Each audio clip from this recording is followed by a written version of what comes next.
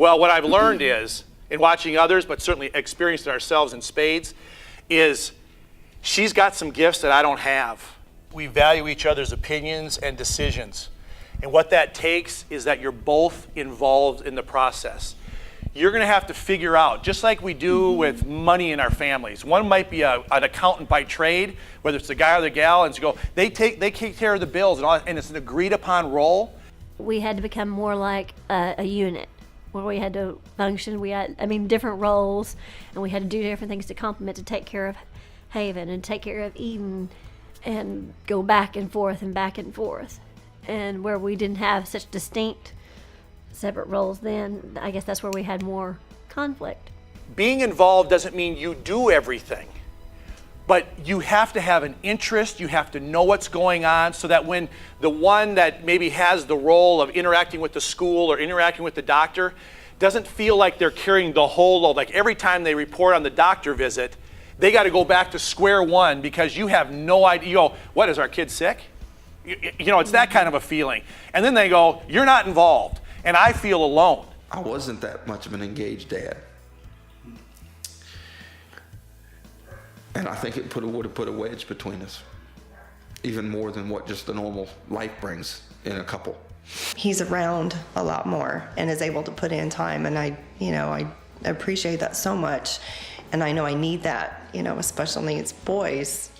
The roles, especially in dealing with future care for Micah, just because of his being such a great communicator and what he wants to communicate on the phone and researching things, that is just a natural role that he has gone into. And I have been more of a supportive role in things because we have 5 other kids too, and life just doesn't exactly slow down. So sometimes I feel like he carries more of the weight, but also I see our giftings and I carry weight in different ways. Dina's really the stronger partner when it comes to understanding all the medical conditions and what the therapists are trying to do and what the surgeons are trying to do. I became the expert. I guess John trusted my opinion on that. And then that he will stand up on for what he thinks, and I guess it's give and take a little bit, but we've worked together. Lots of praying, lots of talking, and a lot of trust, I guess is what it is. It isn't a 50-50. There's absolutely no way to measure 50-50. It would be an impossible thing to measure. And at times and in seasons, one is heavier than the other. And it's okay. And I have totally depended on that role that he has taken. I'm not afraid to hand him the baton and he can take off running. When I know I need to take a step back, or or when I take a step back because I know my method isn't working right then, or I just need a breather, and he's more than willing to come in and step in. What I have learned to do over our 24 years together is I have learned to value her intuition. And I value, it doesn't mean that every time she's got a feeling or an intuition or something she feels deep in her gut that we just go, okay, that's the way we're going to go. But we talk about it. It's a serious consideration. And there's times when she says, honey, I don't know how to say this another way, but she says, I'm just telling you, we can't let this, we have got to do something about this, and we've got to do it quick. If she says that to me, I'm on it. It's going, that's it. We got to do something and find out, is there something here or not? And it's not just dismissing it. I think for a lot of people, you want to handle it, at least for me, you want to try to handle it all yourself. You think you've got it down, you've got how it all works, what can make it better, how can you handle this when they do this is how you fix it. And so it does take a lot of being open, making that time to sit down with your spouse and talk about, encourage one another, find out how he's feeling in this situation, and what can help him, and vice versa, how he can help. And you need that to encourage one another. I cannot tell you how many times I have been so thankful for the husband that I married. I have depended on him to make incredible, hard decisions and be the leader. And people that know me might think Jared's strong and outgoing and very strong personality. And guess what? I am no submissive little missy. I'll just tell you that right now. And God knew we needed each other.